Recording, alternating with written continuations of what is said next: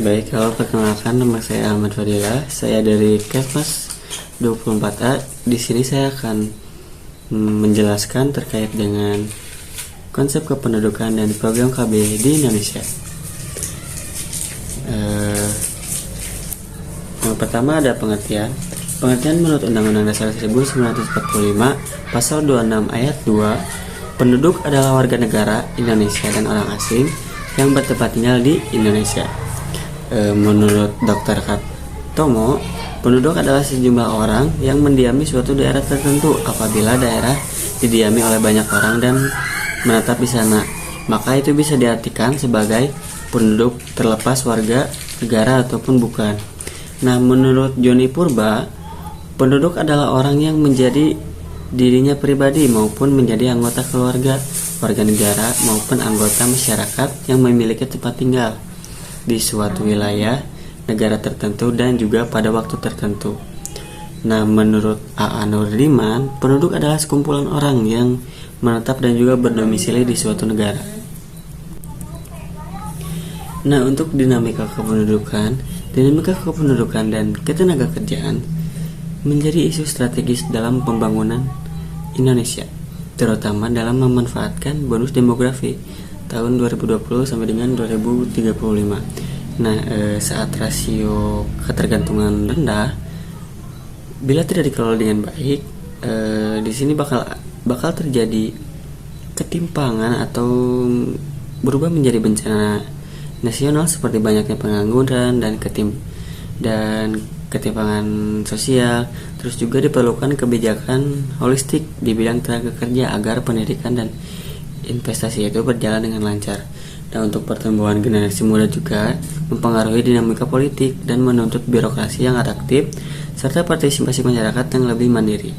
Urbanisasi akan terus meningkat ke kota besar, sehingga pembangunan kota-kota kecil dan baru perlu diarahkan agar pertumbuhan lebih merata. Nah, kenapa orang-orang dari desa banyak yang pindah ke kota? Karena di kota itu mungkin aksesnya yang mudah dijangkau, terus juga fasilitas yang lengkap dan lapangan pekerjaan juga sangat banyak. Makanya banyak orang-orang berbondong-bondong untuk pindah ke kota dari pedesaan akibat dari tidak adanya pembangunan yang merata dan lain-lain. Nah, untuk perubahan demografi juga mendorong perencanaan regional yang fleksibel sesuai karakter usia penduduk di tiap wilayah. Nah, untuk transisi demografi pada dasarnya menunjukkan urutan tahap-tahap perubahan dalam tingkat fertilitas atau kelahiran dan mortalitas atau kematian. Ini menurut Hanafi tahun 2004. Nah, transisi demografi diawali dengan tingkat kematian tinggi, lalu perlahan-lahan beralih pada tingkat yang lebih menurun. Nah, di sini ada 4 tahapan. Yang pertama ada transisi demografi menunjukkan angka kelahiran tinggi dan angka kematian tinggi. Angka kelahiran bisa dikategorikan tinggi apabila kelahiran berada pada angka 40-50 per 1000 setahun. Nah, relatif stabil, angka kematian dapat dikategorikan tinggi dan mempunyai fluktuasi antara 30-50 per 1000 setahun. Nah, banyak penyebab yang mempengaruhi hal-hal ini. Nah, untuk tahap kedua merupakan tahap transisi demografi, yaitu pada tahapan ini ditandai dengan pertumbuhan penduduk yang relatif cepat. Hal ini terjadi karena angka kematian yang sangat turun signifikan dan juga angka kelahiran turun secara lambat, yang mengakibatkan terjadinya kesenjangan antara angka kelahiran dan kematian yang menyebabkan terjadinya ledakan penduduk. Nah, untuk tahap ketiga terjadi mulai tahun 1970 dan menunjukkan penurunan angka kelahiran pada tahun tersebut. Nah, hal ini terjadi karena saat itu pemerintah sedang gencar menjalankan program keluarga berencana. Nah, untuk tahapan keempat, akhir dari tahapan yang ditandai dengan rendahnya 2 indikator, yaitu kelahiran dan kematian. Apabila angka kelahiran rendah mempunyai arti banyaknya bayi yang lahir oleh setiap wanita, jumlahnya sedikit dan kemudian diikuti oleh angka kematian lebih rendah pula. Nah, itu dia teman-teman dari 4 tahapan transisi demografi. Faktor-faktor yang mempengaruhi pertumbuhan penduduk yaitu adalah perubahan jumlah penduduk dari waktu ke waktu. Nah, dipengaruhi oleh kelahiran, kematian, dan migrasi. Pertumbuhan penduduk yang terus meningkat dapat menimbulkan masalah jika tidak diimbangi. Dengan peningkatan kualitas penduduk, hal ini berdampak pada peningkatan kebutuhan dasar dan eksploitasi sumber daya alam. Oleh karena itu, pengendalian pertumbuhan penduduk penting untuk mendukung pembangunan dan kesejahteraan masyarakat. Nah, untuk masalah kependudukan di Indonesia, permasalahannya yaitu adalah masalah kuantitas dan kualitas penduduk. Adapun masalah-masalah kependudukan tersebut adalah sebagai berikut. Di sini ada 5 poin yang saya paparkan. Yang pertama ada jumlah penduduk yang besar, yang kedua ada pertumbuhan penduduk yang cepat, yang ketiga ada persebaran penduduk yang tidak merata, dan yang keempat ada kualitas penduduk rendah. Yang kelima, yang terakhir ada komposisi penduduk sebagian besar berusia produktif. Nah, yang pertama ada jumlah penduduk besar. Penduduk dalam suatu negara merupakan faktor terpenting dalam pelaksanaan pembangunan karena menjadi subjek dan objek pembangunan. Penduduk merupakan pusat seluruh kebijakan dan program pembangunan yang dilakukan. Nah, untuk yang kedua ada pertumbuhan penduduk cepat. Pertumbuhan penduduk Indonesia secara nasional masih relatif cepat, walaupun ada kecenderungan menurun antara tahun 1961 sampai dengan 1971. Pertumbuhan penduduk sebesar 2,1% per tahun. Nah, tahun 1971 sampai 1980 sebesar 2,32% per tahun. Nah, tahun 1980 sampai tahun 90 itu sebesar 1,98% per tahun. Nah, periode 90 sampai dengan tahun 2000 itu sebesar 1,6% per tahun. Nah, untuk periode tahun 2000 sampai 2010 menurun sebesar 1,49%. Nah, penurunan pertumbuhan penduduk ini cukup menggembirakan. Hal ini didukung oleh pelaksanaan program keluarga berencana di seluruh tanah air. Nah, untuk yang ketiga ada persebaran penduduk tidak merata. Persebaran penduduk di Indonesia tidak merata, baik persebaran antar pulau atau provinsi, kabupaten maupun antara perkotaan dan pedesaan. Nah, Pulau Jawa dan Madura sendiri yang luasnya hanya kurang lebih 7% dari seluruh wilayah daratan Indonesia dihuni 60-70% penduduk Indonesia. Persebaran penduduk antara kota dan desa juga tidak merata. Nah, yang keempat ada kualitas penduduk rendah. Kualitas penduduk atau mutu sumber daya manusia yaitu tingkat kemampuan penduduk dalam mengolah dan keluarga berencana. Kontrasepsi memanfaatkan sumber daya alam yang bersedia untuk meningkatkan kesejahteraannya. Mutu sumber daya manusia pada 10 suatu negara dapat dilihat dari tingkat pendapatan, tingkat pendidikan, dan tingkat kesehatannya. Nah, untuk yang terakhir ada komposisi penduduk sebagian besar berusia produktif. Nah, penduduk yang berusia 15 sampai 64 tahun adalah golongan produktif. Kebutuhan penduduk usia produktif yang harus disediakan oleh pemerintah yaitu sarana 14 pendidikan, kesehatan, serta lapangan pekerjaan. Kebutuhan sarana pendidikan, kesehatan, serta lapangan pekerjaan yang disediakan pemerintah sering tidak seimbang dengan jumlah penduduk. Pemerintah mewajibkan belajar 12 tahun serta terus menggalakkan partisipasi pihak swasta agar bersedia membangun sekolah yang dapat meningkatkan kualitas, kemampuan, dan keterampilan usia produktif. Nah, untuk jumlah persebaran dan pertumbuhan kepadatan penduduk di Indonesia, saya mengambil tahun 2018 sampai dengan 2020. Nah, untuk kenaikan jumlah penduduk pada tahun 2020 berkisar 0,79% dari tahun sebelumnya. Nah, totalnya mencapai 270.203 jiwa dari tahun sebelumnya. Nah, totalnya mencapai 270.203 jiwa. Untuk tahun sebelumnya hanya berjumlah 268.074 jiwa. Nah, berbeda jauh dengan tahun 2022, jumlah penduduk Indonesia pada tahun 2018 memiliki perbandingan yang cukup besar, yakni mencapai 4,05% dari total penduduk semula, yaitu 265.000 jiwa, 15 jiwa. Pada 2018 meningkat menjadi 275.773 jiwa pada tahun 2022. Nah, jumlah populasi penduduk Indonesia selalu mengalami peningkatan setiap tahunnya.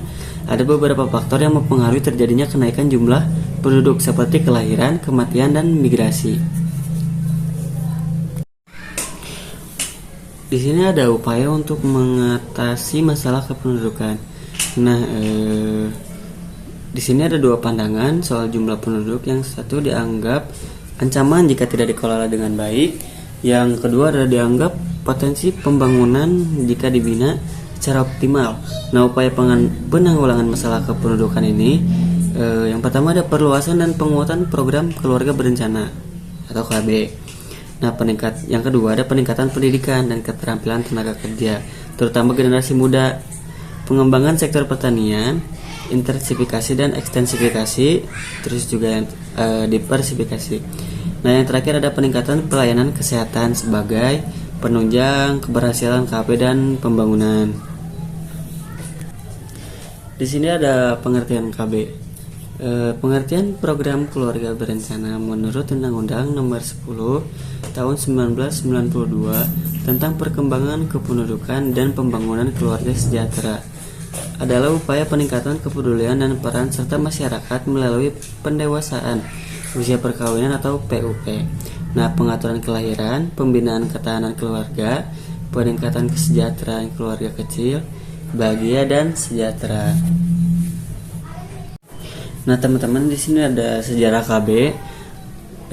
Gerakan keluarga berencana atau KB berawal dari upaya beberapa tokoh dunia yang peduli terhadap kesehatan ibu dan pengendalian kehamilan. Di Inggris, Maria Stopes memperjuangkan pentingnya KB bagi kaum buruh, sementara di Amerika Serikat, Margaret Sanger menjadi pelopor gerakan birth control, mendirikan berbagai organisasi nasional dan internasional seperti International Planned Parenthood Federation atau IPPF tahun 1952 yang menjadi cikal bakal gerakan KB modern di seluruh dunia.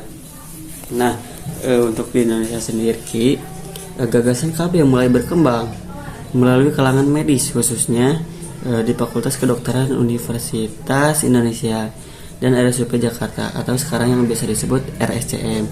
Nah, tokoh-tokoh seperti Profesor Sarwono, Prawiro Harjo, dan Dr. R. Soeharto mempelopori pendirian Perkumpulan Keluarga Berencana di Indonesia pada 23 Desember 1957 yang saat itu masih bergerak secara diam-diam karena kurang dukungan dari pemerintah. Nah, yang terakhir ada pada masa Orde Baru. Nah, pada masa Orde Baru, khususnya setelah pidato Presiden pada tanggal 16 Agustus 1967, gerakan KB mulai mendapat pengakuan resmi. Pemerintah menjadikan KB sebagai bagian dari program nasional, menandai perubahan besar dari gerakan sukarela menjadi upaya negara yang terorganisir untuk menekan angka kelahiran dan meningkatkan kesejahteraan keluarga. Di sini ada tujuan KB. Menurut Peraturan Pemerintah Republik Indonesia Nomor 87 Tahun 2014 tentang perkembangan kependudukan dan pengembangan keluarga berencana dan sistem informasi keluarga,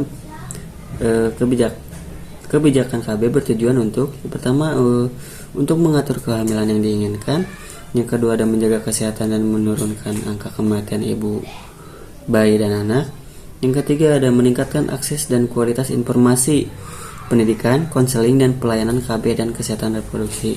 Yang keempat ada meningkatkan partisipasi dan kesertaan pria dalam praktek keluarga berencana. Yang kelima ada mempromosikan penyusuan bayi sebagai upaya untuk menjarangkan jarak kehamilan. Nah, untuk secara umumnya ada meningkatkan kemampuan pengelola program KIA atau KB dalam hal manajemen pelayanan KB sebagai upaya mendukung percepatan penurunan angka kematian ibu dan angka kematian bayi. Secara khususnya, yang pertama ada meningkatkan kemampuan pengelola program KIA atau KB dalam pengorganisasian pelayanan KB. Yang kedua ada meningkatkan kemampuan pengelola program KB dalam perencanaan pelayanan KB. Terus yang ketiga ada meningkatkan kemampuan pengelola program KIA dalam pelaksanaan pelayanan KB.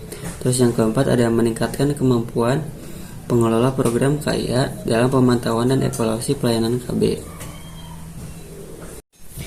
Nah, di sini ada manfaat KB. Manfaat keluarga berencana yang utama ialah menurunkan angka kesakitan atau morbiditas dan kematian atau mortalitas. Nah, ibu yang semakin tinggi akibat kehamilan dan persalinan yang tidak direncanakan atau tidak diinginkan. Selain itu, manfaat program keluarga berencana antara lain, yang pertama ada mencegah komplikasi kesehatan terkait kehamilan. Yang kedua ada mengurangi angka kematian bayi atau balita. Yang ketiga ada membantu mencegah penyebaran human immunodeficient virus atau HIV atau acquired immunodeficient syndrome atau AIDS. Yang keempat ada memberdayakan dan meningkatkan peran masyarakat. Terus yang kelima ada meningkatkan mutu pendidikan. Yang keenam ada mengurangi angka kehamilan pada remaja. Yang ketujuh membantu perlambatan jumlah penduduk. Nah, kapan program KB dilakukan? Untuk pelayanan kontrasepsi yang diberikan meliputi kondom, pil, suntik, pemasangan atau pencabutan implan, pemasangan atau pencabutan alat kontrasepsi dalam rahim, pelayanan tubektomi dan pelayanan vasektomi. KB pasca persalinan atau KBPP adalah upaya pencegahan kehamilan dengan menggunakan metode alat atau obat kontrasepsi segera setelah melahirkan sampai dengan 42 hari sampai dengan 6 minggu setelah melahirkan. Nah, untuk jenis-jenis KB, metode kontrasepsi secara umum dibagi menjadi metode kontrasepsi tradisional dan metode kontrasepsi modern. Nah, untuk metode kontrasepsi tradisional atau sederhana dibagi menjadi KB alamiah tanpa alat dan dengan alat. Nah, metode KB alamiah tanpa alat dibagi menjadi metode kalender, pantang berkala, metode suhu basal, metode lendir cervix, metode simptoterma, dan senggama terputus. Sedangkan metode sederhana dengan alat dibagi menjadi kondom, barrier intravagina, dan spermasida. Untuk kontrasepsi modern meliputi untuk kontrasepsi modern meliputi yang pertama ada kontrasepsi non hormonal. Yang pertama ada metode operasi wanita atau MOW. Yang kedua ada metode operasi pria atau MOP. Yang ketiga ada kondom. Yang keempat ada pantang berkala. Yang kelima ada alat kontrasepsi dalam rahim atau AKDR. Yang keenam ada metode amenorrea laktasi atau MA atau MAL. Yang kedua ada kontrasepsi hormonal. Di sini ada suntik, pil, dan implan. Untuk sasaran program KB ada langsung dan tidak langsung. Nah, untuk sasaran secara langsung adalah PUS yang bertujuan untuk menurunkan tingkat kelahiran dengan cara penggunaan kontrasepsi secara berkelanjutan. Nah, PUS ini adalah pasangan suami istri yang istrinya berumur antara 15 sampai dengan 49 tahun. Nah, untuk tidak langsung, sasaran secara tidak langsung adalah pelaksana dan pengelola KB dengan tujuan menurunkan tingkat kelahiran hidup melalui pendekatan kebijakan kependudukan terpadu dalam rangka mencapai keluarga yang berkualitas dan sejahtera. Untuk ruang lingkup KB, ruang lingkup program keluarga berencana mencakup sebagai berikut. Yang pertama ada ibu. Dengan jalan mengatur jumlah dan jarak kehamilan atau kelahiran, adapun manfaat yang diperoleh oleh ibu adalah Yang pertama ada mencegah kehamilan yang berulang kali dalam jangka waktu dekat atau terlalu pendek. Nah, sehingga keselamatan ibu dapat dipelihara, terutama kesehatan organ reproduksinya. Yang kedua ada meningkatkan kesehatan mental dan sosial yang dimungkinkan oleh adanya waktu yang cukup untuk mengasuh anak-anak dan beristirahat yang cukup, karena kehadiran akan anak-anak tersebut memang diinginkan. Yang kedua ada suami, dengan memberikan kesempatan suami agar dapat melakukan hal berikut dan memperbaiki kesehatan fisik serta mengurangi beban ekonomi keluarga yang ditanggungnya. Terus yang ketiga ada seluruh keluarga dilaksanakannya program KB dapat meningkatkan kesehatan fisik, mental, dan sosial setiap anggota keluarga, dan bagi anak dapat memperoleh kesempatan yang lebih besar dalam hal pendidikan serta kasih sayang kedua orang tuanya. Untuk ruang lingkup KB secara umum ada komunikasi, informasi, dan edukasi atau KIE, ada konseling, pelayanan kontrasepsi, pelayanan infertilitas, pendidikan seks atau sex education, terus ada konsultasi pra-perkawinan dan konsultasi perkawinan, terus ada konsultasi genetik dan tes keganasan, dan yang terakhir ada adopsi. Di sini ada strategi pendekatan. Untuk mencapai sukses yang diidamkan tersebut, maka perlu ditempuh strategi 3 dimensi, yaitu yang pertama ada perluasan jangkauan. Semua jajaran pembuat keputusan diajak ikut serta untuk menangani program KB dengan sebaik-baiknya. Yang kedua ada pembinaan organisasi, makin diberi kepercayaan untuk ikut menangani. Yang kedua ada pembinaan organisasi, makin diberi kepercayaan untuk ikut menangani program KB dalam lingkungannya sendiri. Dan yang ketiga ada pelembagaan dan pembudayaan. KB mandiri atas dasar kesadaran dan harus keyakinan dari diri sendiri. Untuk langkah yang digunakan untuk menjalankan suatu strategi komunikasi, yaitu yang pertama ada menerapkan komunikator, yang kedua menerapkan target sasaran, dan yang ketiga ada menyusun pesan, yang keempat ada memilih media dan saluran, yang kelima ada pengaruh atau efek yang diharapkan. Nah, di sini ada data prevalensi jenis-jenis KB. Berdasarkan data prevalensi jenis-jenis alat kontrasepsi yang bersumber dari BKKBN, saya mengambil dari Jawa Barat. Bisa dilihat bahwa jenis KB yang paling banyak digunakan oleh masyarakat adalah metode suntik. Metode ini digunakan oleh 1.496.272 akseptor atau sekitar 51,83% dari total pengguna KB, menjadikannya sebagai pilihan utama mayoritas peserta KB di wilayah ini.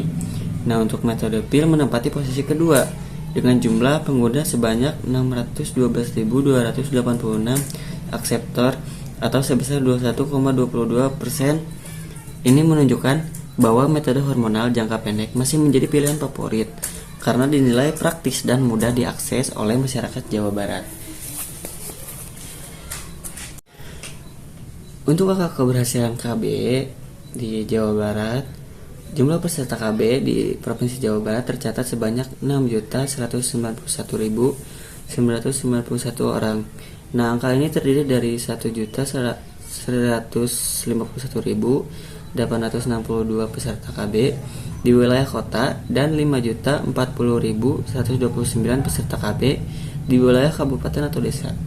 Data ini menunjukkan bahwa mayoritas peserta KB berada di wilayah kabupaten atau desa, yaitu sekitar 81% dari total peserta.